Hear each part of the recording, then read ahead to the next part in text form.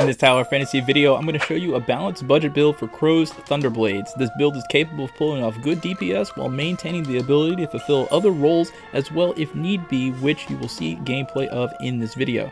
If you're new here, please sub to the channel for Tower of Fantasy and turn on notifications. And after this video is over, head on over to my channel and check out some of the other video guides I've made for the game. You might see something that you need. Alright, so the first thing I want to show you for this balanced build is what I have on Crow's Thunderblades as far as chipsets. Now, if you don't know what I mean by balanced build, there are a few different types of builds that you can run in the game. If you have on 2 attack weapons, it's classified as an attack build. Equipping 2 support weapons is Benediction, and having 2 shield breaker weapons is called Fortitude. The fourth and most useful role, in my opinion, is the flex role or the balanced role, using a weapon of all 3 types. For this build, the damage weapon is obviously Crow's Thunderblades, and after I tell you about them, I'll show you the other weapons I use for this build. The chipset I use on Crow's Thunderblades for this build are Pepper's SR chips for their 3-piece set bonus called Non-Stop. Non-Stop increases the speed of obtaining weapon charge by 10% at their first star. Once you develop and enhance them by gaining duplicates of each tip, the weapon charge percentage increases to 12.5% and then again to 15%. The 10% weapon charge is still really good, and because Crow's Thunderblades are very spammy and have longer combos, gaining weapon charge with them is already pretty decent. So add in this extra bonus and you're getting your weapon charge in a few seconds most of the time. To get Pepper's chips, you can farm them from the Joint Operation Quarantine Area difficulty level 2 or higher, but you can get a free set of all 4 chips by completing Chapter 7 of the Wanderer's Logbook, seen here. The next weapon on this build is the Pummeler as the shield breaker weapon. The Pummeler is actually an extremely good weapon for shield breaking and DPS, so much so that I'm going to make a separate video for it later on, going over how to maximize its usage. So depending on when you're viewing this video, look for it on the channel. Now the chipset I run on it is just a 3-piece functional dash, the set that increases frost damage by 6%.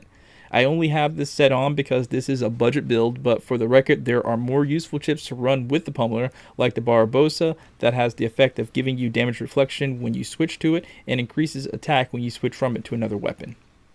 And finally, the last weapon is the support weapon, and that's going to be the Staff of Scars, the one that you get from Pepper.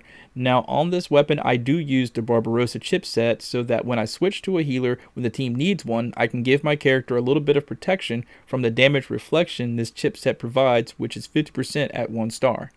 When you switch to another weapon after this, you get a 20% damage boost for 5 seconds with a cooldown period of 30 seconds. Now, the way that I use this build is basically I fill in wherever I'm needed. If the team needs a shield breaker, I'm right out in front. Or if someone is starting to get low, or if we're going against a boss that I know is troublesome from the start, I'll automatically start throwing out heals. Otherwise, I'm just DPS racing along with everyone else. As a DPS, it's break shields first with Pummeler, and then switch to Thunderblades and spam combos until shields go back up. Then I'm right back onto the Pummeler and taking away shields again. During a boss fight, unless the DPS is down or the boss is broken or stunned and is allowing us to get free damage on it, I only switch to Thunderblades to get weapon charge so I can either give out discharge heals or get the boss shields down as soon as possible with the Pummeler's discharge so that the DPS can get back to doing its thing. As a healer, in case we need double heals or there is no healer besides me, the Staff of Scars, fully activated, is actually a great weapon for healing. The first activation heals all teammates within 10 meters for 100% of attack after using a dodge skill. Now, I use this by going to whoever needs heals, usually the melee DPS, and spam dodge skills around them.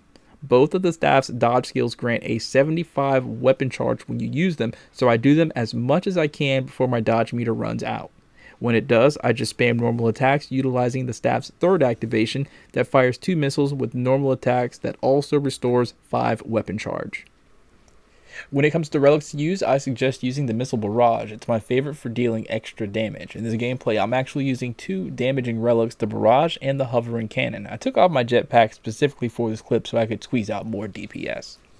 Now, shifting back to talk a bit more about the Thunderblades and how I get the most DPS out of them if need be, the Thunderblades, like I said earlier, have very long combos that are extremely good for dealing damage on single targets. Their skills, normal and discharge, are pretty good too, especially when facing a group of enemies. On a single target, you will want to get the full 5-hit combo on the ground if you can, then hold the last hit, which will send you spiraling up with your target, scoring hits on them the whole time. This is called the Rapid Lunge.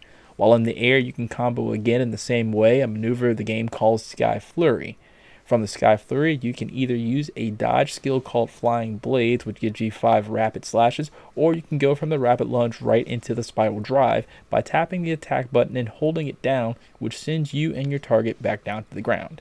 You can also use the Spiral Drive on larger enemies, and it deals a good chunk of damage. Just make sure you angle it properly so it hits them directly, giving you the most damage possible.